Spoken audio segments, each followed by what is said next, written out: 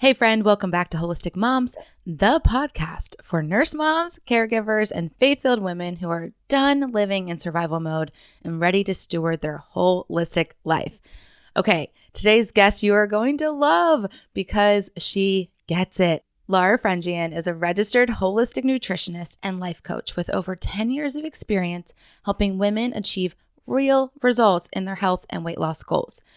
But what I love most about her story is how relatable she is. She shares how everything changed in her 40s, her energy tanked, her sleep got wonky, anxiety crept in, weight packed on, and how she discovered her shifting hormones were the missing piece to the wellness puzzle. Now she helps women just like you make simple shifts in nutrition, stress, exercise, and supplements to unlock energy, fat loss, better mood, and deeper sleep. We make the very important connection of stress and hormones. So you're going to walk away from this episode of feeling seen, understood, and equipped with actual doable strategies. It's a long one. Please hang in there. Please come back to it. Please stop it. Get back in the car and press play again. Whatever you have to do to listen to this whole thing because you're going to want to. It's amazing. She's amazing. Let's dive in. Hey mama, are you overwhelmed by your full, blessed life? Do you feel stuck in the messy, mundane middle? Then I'm so glad you're here to take a breath. Hey, I'm Shan, RN, holistic wellness coach, and a mom to four that went from perfectionism, control, and lots of anxiety to intentionally living through simple solutions and so much peace. If you are done with the stressed out life, hot mess express type of motherhood, then heat up that coffee again and let's live holistically well in the middle. Let's go. I've been wanting to have this conversation for so long. Lara, welcome to the show. Thank you so much, Shan. It's such a pleasure to be here. Honestly, I'm excited for this conversation. Oh, me too. Okay, so you're such a great person to talk to and you are a wealth of information. So we're going to dive right in. But first, I want to know about your family and then piggyback on that as soon as you get done talking about that. 2 things that are making your life less stressful right now. Very good question. So my family, I am married. We just celebrated our 23-year anniversary this past weekend. June 1st was our anniversary. And I have 2 daughters. I have an almost 20-year-old and a 17-year-old. 2 girls, one's finishing up high school and the other one is going into 3rd-year university. So yeah, busy house, but they're older and, it's we can do adult things together. The second question was, what's 2 things that I'm doing that's reducing my stress? Basically, yep. Yeah. You know what? I did an episode on this recently, and I think my 2 non-negotiables are right now, I do use my red light every single morning. Now, even with nature. So I love nature. I love grounding. I love walking barefoot on grass, but there's something going on with allergy season. We were just talking about it. So I can't do that these last couple of days, but I use my red light almost all year round. So it's just this rhythm that I have. I wake up, I come into my office, I turn on my red light unit, I sit in front of it, I put on a worship song, and that sets the tone for the rest of my day because now I've just spent time with God. I have calmed my nervous system. I've gotten some exposure to red light, which helps, tell your body that it's morning and sets your circadian rhythm and all your hormones. And the other thing is my non-negotiable is spending time with God. So whatever it looks like, it's, just for this morning, it was a busy morning. It was just praying and talking to him as I listened to that worship song in front of my red light unit. But I love to read scripture and just carve out time to be with God in the morning. So those are my things that are grounding me. I have a lot more things that we could possibly get into, but those are my 2 non-shakables, I think. I love that. And you know what I've noticed when I ask this question, a lot of people bring up things that have to do with their morning routine. Because I think if we can start the day, actually, I just did an episode on this, but if we can start the day in a less stressful state, then it can carry us the rest of the day. So I love that you chose two things in the morning. That's so good. But I need to know for the red light. I do Yeah. not use red light therapy yet. Obviously, it's a trending thing, right? So there's Yeah. going to be a lot of different options out on the market. Is there a Yes. particular type that we're looking for that's actually working and not just exposing us to, Yeah. woo-woo light? For sure. So you need to get a right unit. It should be third party tested for radiation. Uh-huh. So the way that this unit, I mean, I didn't spend too much money. It was about 400 Canadian, so what, 300 US. Okay. But I can actually send you the link. You can share it with your listeners. It's comparable to an $800 unit, but for whatever reason, he is able to sell it for. So you have to look at the frequency. You have to Yeah. look. I don't remember. I dug into the research and I kind of parked the research and I landed on this one.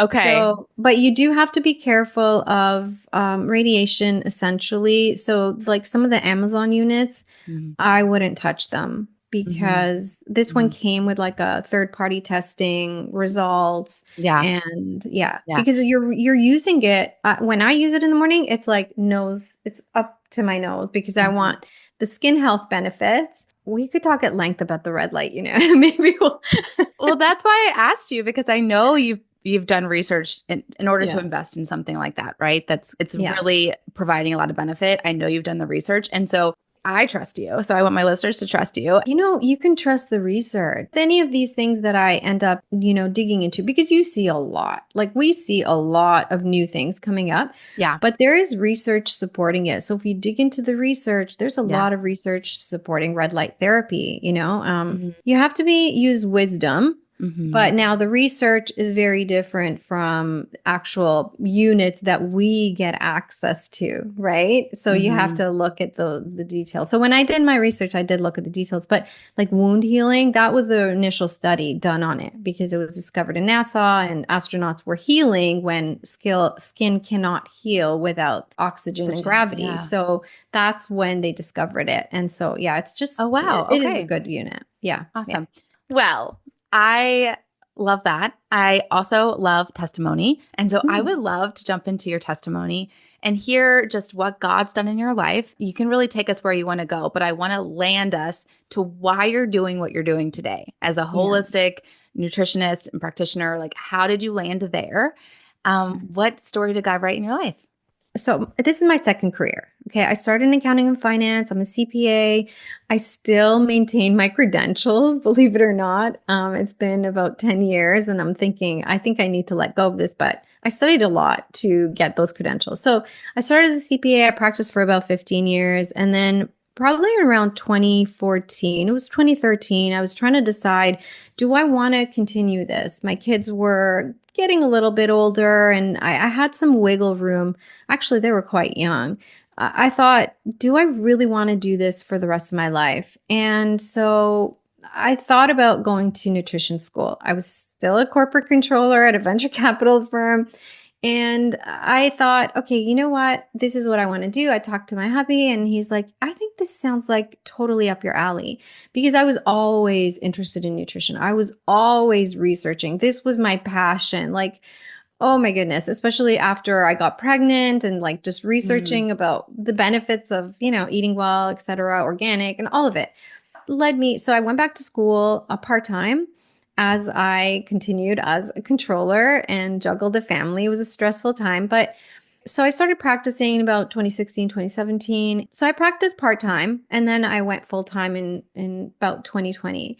And it's funny, I went full time. That's about when things changed for me. So I felt great doing all of the things that I was doing as a nutritionist. So everything that I gleaned from the school that I went to until it wasn't working anymore. So in about 2020, everything started to change. And I was about 44, 45 around that time.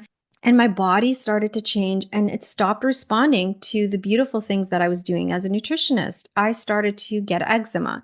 I was tired all the time. I was extremely bloated. What else? I was starting to gain weight when I didn't really carry a lot of weight on my body throughout my whole life.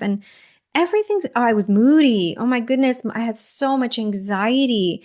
And I think that was the biggest issues. I felt like I didn't have control over my mind. That's really Mm. how I felt. I felt like Mm. something else was controlling me. And that's when everything's shifted and my focus shifted. So I'd gone full time, then COVID hit. And my body started to just go wild. And so I started to research. Well, before I researched, I went to my doctor. She ran blood work, and she brought up the word perimenopause. And I had never thought about that up until the time she said it. And I thought, am I not too young? Right? Now we know. Now I know it starts as early as 35. But, now that I look back, I could see things shifting very Mhm. slowly but surely. And we could talk about what that could look like. But essentially, it kind of halted. And I started to talk to other women. And I started to hear a similar story. And I realized everyone goes through this stuff, but no one talks about it. And so I started to dig in, and I looked at everything. I looked at bioidentical hormone therapy, and I looked at the natural route. I learned about hormones. I dug into research about I took whatever program I could get my hands on because I needed to know, and I needed to help my body heal. And then if I could help me, I know I could help others. So fast forward 6 months to 9 months, I was in a completely different place. And now, I mean, my body continues to heal, but it's been, 5 years now, and I'm definitely on the other side.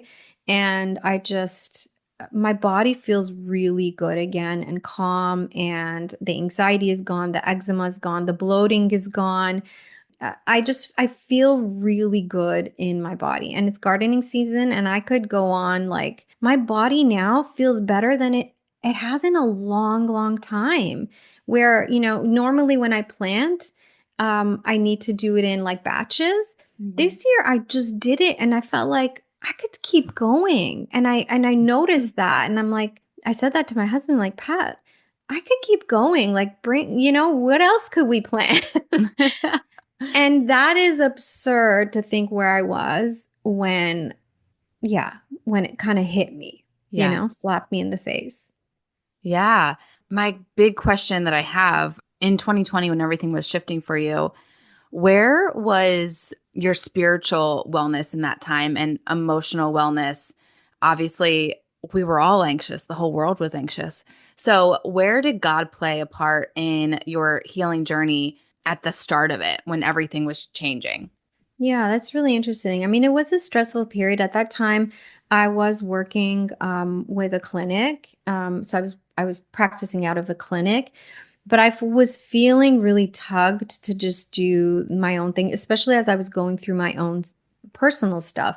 So it was definitely a stressful period. Now, it started it really hit me in 2020, but even the year before, I remember feeling a lot of these things. So it dragged into, 2020. It got worse in 2020, essentially. That was like when I was forced to really address it. That's a bell, another bell, but not because someone else needs you, because you need you. If you're a nurse, caregiver, healthcare professional, always helping others and not ever helping yourself, now is the time to take a look at your own stress level. What is stress doing to your body internally, externally? How is it coming out? Where is your stress? And are you headed to burnout? Are you already in burnout? Don't ignore the signs and symptoms that are coming up all the time because you're caring for others and not yourself. Our stress builds, and then one day we realize we're in burnout. And that is why I'm offering you a free stress assessment call. This is a short, personalized session, one-on-one, where we're going to uncover your current stress level, what's actually causing it, and your next best step to get relief. You don't have to figure this out alone. You don't have to wonder, am I in burnout? You don't have to wonder if I'm headed there fast.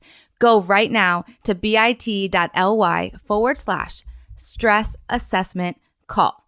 Let's catch the stress before it leads to burnout. Go now and book your call today. So yeah, my walk with the Lord has always been good. I mean, every season you think, I don't know if it could get better than this with you, Lord. So I was in that season where I was thinking, I don't think I could get closer to you. But now fast forward 5 years and I'm like, wow, my walk has deepened with him. So he's always been in the picture.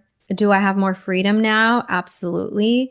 Did I know how to take care of myself? Was self-care on the map at that point? Definitely not. I didn't have a lot of boundaries with the clinic that I was working. It was a friend, and I felt a lot of obligation. I felt conflicted. So I can definitely see how stress crept in and did a number on my body for sure. COVID didn't, I mean, for us, the lockdowns came on my birthday. Oh, And it was initially the first week was stressful. And then it wasn't because my family was all together and yeah. we did fun things. And yeah, it was. Yeah. I know as women, we're a little bit different from men in this way, but men tend to compartmentalize everything in their life. And we as women usually don't. We feel a lot of feelings, but I think that sometimes we do compartmentalize God over here when it comes to physical wellness. And we're like, okay, we have our spiritual wellness, we have our walk with God. And, I read my Bible today and I prayed and I got in a good place with my mindset.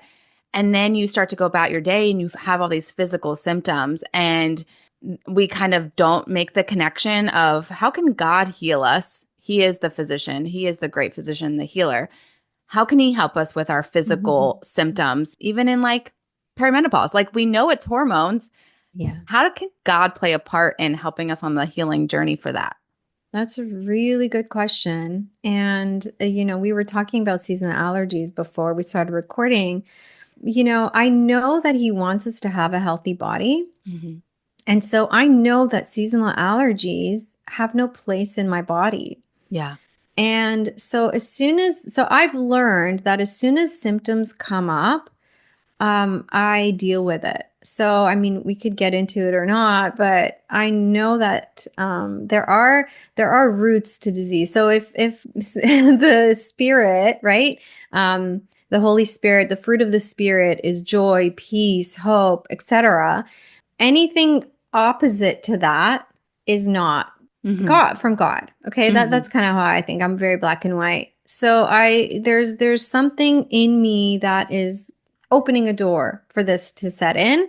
And so for me, I spent time with him. I was like, Lord, where did this come from? Where did this seasonal allergy? When did it start?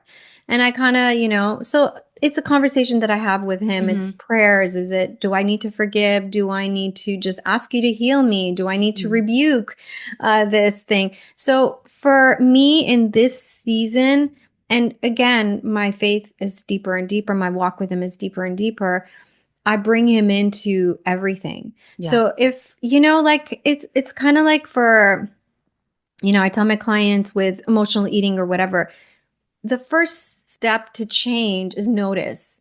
So as soon as you notice you gravitating towards food, then you've got to do something a little bit different. So for me, whenever I feel not well, I don't care what it is, a cold, whatever, I have authority to pray over my body and I can expect healing to come. Does it always come? No. Has the Lord failed me? No. But I'm fully expectant that he does heal. Yeah.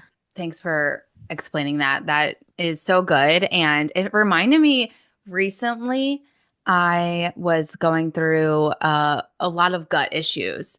And I basically have my whole life, but I'm going to do a whole episode on this. I just jotted that down. I was like, I need to talk about this because that's kind of what I did. When I started noticing the symptoms, I'm like, God, help me figure out what's going on. But did I do that immediately? Probably not. I probably dealt with them because I just kind of put myself a little bit lower than the rest of the family. And I just kind of let some symptoms ride out because I'm like, whatever. I'm not in too much discomfort. as it started interfering with my life more and more, I feel like it's like God like waking me up. Like, come on, like pay attention to Mhm. this, right? I was like, okay, this is enough. God, help me. And it's not like he audibly was like, this is the answer of what's going on, but he led me to wise counsel. He led me to people in my life that I trusted that gave me new information, and another light bulb went off and another light bulb went off. And it led me to the answer. And it didn't Yeah. take long once I really sought God for the answer. It didn't take long for the little puzzle pieces to come together. The puzzle came together. I was like, oh my gosh, I know that this is the culprit. This is the Yeah. root of what's going on in my body. So it's like you can trust God over everything else for your health and wellness. Yeah. Yeah, exactly. And he works through people. Yeah. He works through downloading. He works through his word, right? His Yeah. word might have, he says a lot of things about health. So, wow, Yeah. that's so cool. Okay, so you discovered all your perimenopause situation was going on, and this is where you were, and you started your healing journey. Well, I want to ask what really came first? Like, because obviously it was affecting your holistic body, Yeah. your mind, your emotions. You talked about being moody. How did that healing happen holistically? Did you focus on the physical symptoms and then the other ones kind of came along? Explain the Yeah. holistic healing a little bit journey. Sure. Well, so some of the work that I did and some of the courses that I took were really directed me to the connection between stress and symptoms. So Mhm. I did learn that, I mean, stress has a huge role in what happens to us in perimenopause and postmenopause. So I first recognized that. And then I learned that we are losing minerals at a faster rate. So Mm. I just recognized that a lot of the things that I was doing, thinking that they were healthy, were actually harming my body. And they're very common things that most women who come to me and want to lose weight are doing. Because, we gain the weight and we're like, get it off of me. Like, just go. And so we Fast. become really fast. Like tomorrow, I'm in my skinny mindset today, Yeah. and so go away. And it just doesn't work that way. I mean, God could melt the fat, but he usually doesn't. So I think it was very holistic. So I did so yeah, there was a connection with minerals and nutrients and focusing on understanding the connection between nutrients and hormone production and Mm. reducing our cortisol levels and stress levels in order to produce more progesterone. I just, in learning, recognized, oh, my anxiety and my shorter periods, like my very frequent periods, are actually related. Mm. So I recognized that my body wasn't producing as much progesterone. And so I started to do things very mindfully in order to help my body produce more progesterone so I could sleep again, so I could feel calm again. And I learned to rest. Mhm. So it did happen all together. So I recognize the importance of resting, not doing the hit, not fasting, no more fasted workouts. I reined it in on the coffee. I know, huge one. Now I drink coffee again, but very, mindfully and with wisdom. But I had to really tune into my body. Of course, I spend a lot of time with God. I invited him in. I mean, he had full Yeah. authority to do whatever he wanted to do in my life. And I honestly, like similar to your story, he led me to the right things. I was Mhm. talking to my daughter yesterday about it. Like, what an amazing journey I had over the course of that 1 or 2 years, like finding the Yeah. right answers, Yeah. because it was like some of it was just dropped into my lap. And I thought, how did this even land here? Yeah. How did I even learn about this? And because I knew nothing about it, was like a whole new world. So yeah, so it all happened, I Yeah. think, overlapping. Yeah. And I think that's because you had that understanding that it's all connected. All our wellness Yes. areas are connected. So you're going into the holistic healing journey of, I'm not going to just eat this particular food and it's going to make me all better. I'm actually going to then rest as well. I'm going to spend time with Yes. the Lord as well. I'm going to go on a Yeah. walk. Like you put it all together. And Yeah. I think that's important. Okay. So because we love stress around here, we don't love it. We want to reduce it. But we understand that chronic stress leads to chronic inflammation, leads to chronic disease. And so we really want to get to the root of it. And when we make this stress and hormone connection, how do we do this? How do we really connect the two so that we are reducing our stress when we can? Because it's not always, but when we can, how can we do it so that we are having our hormones be healthy and in the right direction that we need them to be? Even with a job, right? Even with a diagnosis, okay? We can. It's all about what we do with it. I'll praise you in the storm. Mm-hmm. It's it doesn't come to me right now, but there are a lot of verses around this, right? Yeah. Like, what do we do when the thing hits us? How do we respond to it? I think that's how we can manage stress. Is not removing the stress. We can't remove the stress. Sometimes it's definitely there, but I can definitely change my response to the stress. And I can have things that I do in order to reduce my stress response overall. I kind of like use the stress bucket analogy, right? Our life is, we're filling it up with stress. We're not sleeping. We're not eating well. We're eating micronutrient deficient food. We're just eating, a lot of processed food. We're not getting enough sunlight. We're not sleeping enough. Like we're fasted workouts. We're doing the HIIT workouts. We're fasting too long. And it's filling up our stress bucket. So if I can start to empty the stress bucket with the things that I know to empty, and then I also guardrail myself with things that are going to fill up my cup, right? Then my stress response is very different. Yeah. But it's like the stress, our bodies were designed to deal with the stressful periods. Yes. It's just that we live in that stress state all the time.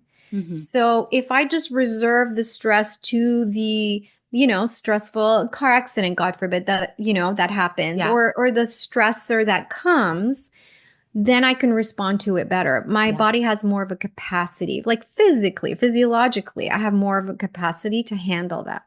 Yes. So that's kind of how I look at things. Yes. Yes. I love that description. Yeah. A lot of times we see these external stressors and we think, well, I have no control over that. And that's just going to happen to me. And now I am stressed out and I'm in this stressful state and it may even lead to burnout, but what am I going to do? And it's like, no, it's actually affecting you internally so much, not just your hormones, but all of your physiological symptoms are being directed and affected by this outside external source. And you can do something about it. You actually have to decide, am I going to do something about it or am I going to let this? And I think of, this is kind of funny that I talk about this all the time because my husband, he struggles with anxiety to where his nervous system, it actually flights very often.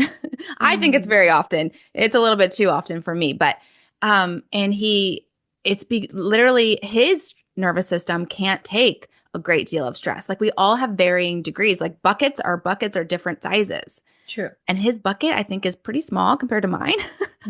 And it gets full and then he doesn't empty it and we go and do the next stressful thing in life. And then he's at a spot where he's crashing, literally physically crashing. And I have to explain, this is not your body crashing just because it's too hot outside. This is literally internally it's crashing because you've given it too much stress. And like this hormone thing, like we feel all these hormone symptoms all the time and we just want to go and get the treatment, get the, synthetic hormones, put them back in our body when really sometimes we can manage this holistically, right? With nutrition and stress load. And is that what you teach? Absolutely. We really can. I mean, some women come to me and they're on hormone replacement therapy. Most of them are contemplating it the way that I was. I was actually really contemplating it. I thought, okay, well, if my body's not producing as much hormones, maybe I need to take hormones. And I decided to just park it. I mean, I have a very open mind to Mm-hmm. things. So I thought, okay, let me just park it. Let me try it this way and let me see how my body responds. I've never had to go back to it Yeah. because angst went. I know what you described with your husband. That's where I was. Like, Yeah. I remember literally, and I use this example all the time. My husband would come into my office and say, "Hey, did we pay this bill?" And it would feel this like overwhelming, like I just can't handle it. I just need to go run away. Like literally I'd want to run away. Oh my gosh, And yes. and then I started to tiptoe into the crash phase, but thank God I didn't go there because the earlier we could catch it, the easier it is to Right. bounce back from it. But so I went from that where my mind was busy all the time to no, Mm-hmm. calm, Mm-hmm. sleep, rest, Yeah. energy when your body needs it. It just, everything reversed. The weight, yes, the weight came off. Like everything reversed. And I'm thinking, it's not that complicated. This is Mm-hmm. what I walked away with. It's actually not that complicated. Do you need to do something about it? Absolutely. You need to do things differently. I mean, in my 20s, would I sit in front of a red light unit? Probably not. But now Yeah. I do. Now I know that, this really makes a difference for me. Yeah. It's 5 minutes, 5 minutes well spent. Yeah. You had mentioned one of the other changes that you made. You mentioned this word a couple of times, fasting. Yeah. And I have boldly said on my podcast, I think it's episode 41, Yes. that fasting is the number one holistic practice. Mm. That's what I believe. So I Yeah, say it. Can you share your view on fasting, and sure. especially maybe in this perimenopause, or even Mm. if we're still in our menstruating cycle Yeah. period, just fasting, I think it plays a part differently in those different seasons. Yeah, it So does. It does. So, okay, in research, we know that pre-perimenopausal, so fully ovulating women can fast more easily. So I was really good at fasting. My body would just go into fat burn. I mean, I lean towards high fat, just generally. Like that's yeah. what I like. I love if I when I get to heaven, I'm gonna be swimming in a vat of, whipped cream. That's what I say with my mouth open. Just eating all the fat. I just love that Same. texture, Same. right? But real good whipped cream, not the canned stuff. Yeah. But so there's that, right? But so there's in postmenopausal, you can train your body and you can be really good at fasting. Okay. But in this perimenopausal period, we do need to do it with caution. Fasting is a stressor on the body. It Hmm. just is because our body is used to burning glucose for energy. And now we have to move into the second lane. So I look at it like we have lanes in the body. I'm just a simple gal. Like I like to look at things simply. Yeah. I love the research, but I want to simplify it for my brain and others. So I look at our bodies having two lanes for energy production. We have glucose, which predominantly we run on. We also have ketones, the fat lane. Yeah. So our body needs to be able to easily switch between the two lanes. So when your body is under stress, it's burning cortisol and it's burning glucose. So it has an impossible time moving into the fat burn lane. So we can't stress the body out too much. So when we fast, we have to do it with wisdom. So you step into it slowly. If you don't fast at all, don't do 24-hour fasts. Please, you're going to hurt yourself. Start with a 12-hour overnight fast. Hmm. I don't love skipping breakfast. I still, even now, I'm not a proponent of skipping the breakfast and having the coffee. It just puts too much stress on the body. I still like 3 square meals, possibly 2 meals, but I like eating and I like nourishing. So I'm after nourishment. But you can definitely start fasting overnight. I think it's the wisest place. So we're really connected to nature. When the sun sets, you zip the mouth and you Mm-hmm. stop eating. Mm-hmm. And then you break the fast 12 hours later. Do you want to extend that? Okay, cut back dinner a little bit earlier and then start to extend that. So I think comfortably, a lot of us, we could work to 14 to 16-hour fasts. Now with the longer fasts, you need to be, handheld and guided through it. But I think we can all pretty comfortably get to that place. Now, so I said postmenopause, we're okay fasting. In this perimenopause, what I get my clients to do is check their glucose levels when they try to fast. Mm-hmm. Because if you see your glucose levels rising, you know cortisol is rising and that fast is not working for you, it's working against you. Yeah. So you need to find a happy place for your body. I just got off a call with an intake call yesterday with one of my clients, and she lost a whole bunch of weight, which of course she regained. And she was fasting. That's how she lost the weight. She worked with a practitioner who put her on this 36-hour fast. And what she realized is all these symptoms started to creep in. She started to get hot flashes where she wasn't. She's still fully functioning and still getting her cycle, nowhere near menopause, but she started getting hot flashes. She couldn't sleep through the night. And then her blood pressure started to go through the roof. And she's like, so I knew that it was happening around the fast. Well, it was way too stressful on her body, and her glucose levels started to rise and her cortisol levels started to rise. Those are all signs that it's not like it's backfiring and that fast is too long for you. So you've got to break the fast when your body tells you to and stop pushing yourself through it. And I find that data helps because sometimes I might feel okay, but then I check my glucose levels and they're on the rise. Or, I've learned to trust data to help guide me through the process. And there's other apps that you can use, the Lumen app, but I really do. I have the Lumen app, but I lean towards checking my glucose levels along with the Lumen app to help me. Yeah. I have the Keto Mojo, checks your ketones and your glucose. And I actually just did a 5-day fast in April. I was doing it because of my gut issues I was talking about. So I'm not going to go into all of that, but it was for a purpose and a reason. And 100% stress was affecting my gut. On the fast, I was checking my glucose and my ketones, but I also checked my weight. Not like I did the first day, like as I started, and then not the second day or the third day, but then I checked the fourth day and the fifth day, and the weight didn't change at all. And I wasn't feeling well. And my glucose, even if it was just going up like very little, but I was like, oh, I need to be done. I knew something was really off with my body. Like if you don't lose weight when you're not intaking anything, that's your stress and inflammation and just so many signals, right? And so I like that you're saying we have to pay attention to the physical data. I hate and love fasting. I love it though because I feel really close to the Lord spiritually. I feel like I need his bread of life to sustain me. What do you think of my statement that I think it's the number one holistic practice? I don't know. I don't know that I'd agree with you. I don't know. It's amazing. So I struggle with, okay, if you do it with wisdom, I do believe yes. So I do a 5-day fast. I'm actually doing a 5-day fast right now. Oh, funny. But I'm in a place where my body can handle it. Yeah.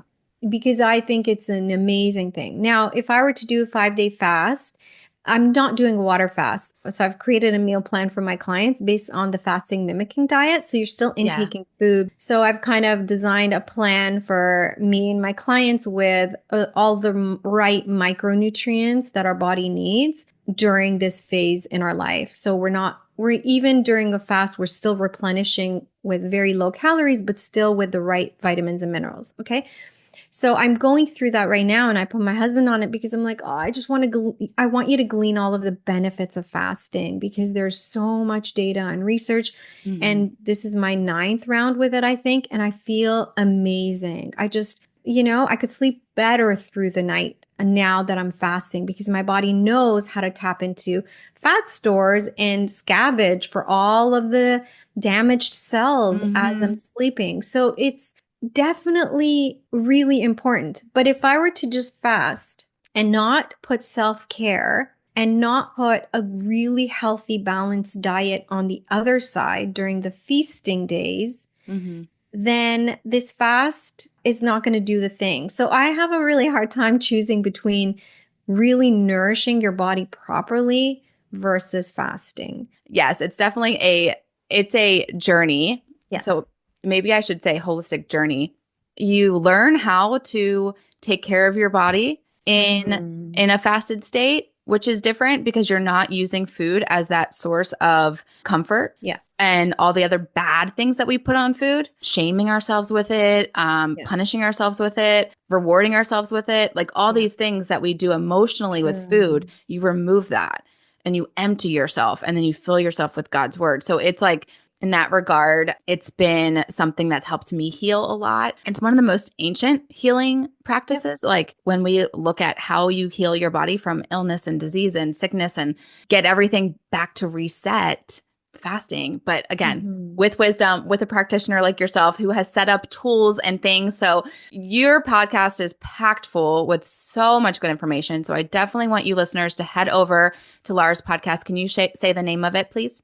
Sure. It's called Mastering Metabolism After 40. Yes, because metabolism is a word that we didn't even touch on, but it is something that we're like, gosh, I used to be able to eat that piece of cake and not feel it a second later. But yeah.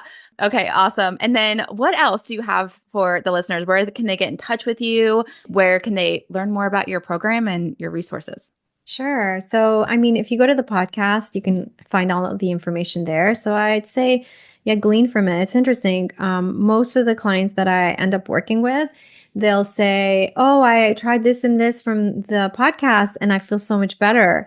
And then we get into the nitty gritty with each individual person. So it's, So I think starting off with the podcast is a great place. But if they want to find out about my program, it's nutritionherway.com/MM. That's my program name, Metabolic Mastery for Women over 40. So nutritionherway.com/MM. That's the place to go. You can shoot me a message from there. You can send me a video or, that would be a great way to connect. Okay, awesome. I will put all of that in the show notes. And Lara, thank you so much for your time, your wisdom. It's been great. I think we've learned a lot. My pleasure. Thank you. Thanks for having me on. Hey, Wellness Warrior. I pray that blessed you. And if so, it would bless me big if you would write a 5-star review and subscribe on Apple Podcasts. Not only would this make me super happy, but it will allow for others to find this show too. Also, I love to chat over on Instagram, so make sure to take a screenshot, share to your Instagram stories, and tag me at the Shan so I can see it and we can keep chatting and bring other moms to chat with us. Until we get to chat again, mama friend, may the Lord's face shine upon you and give you peace.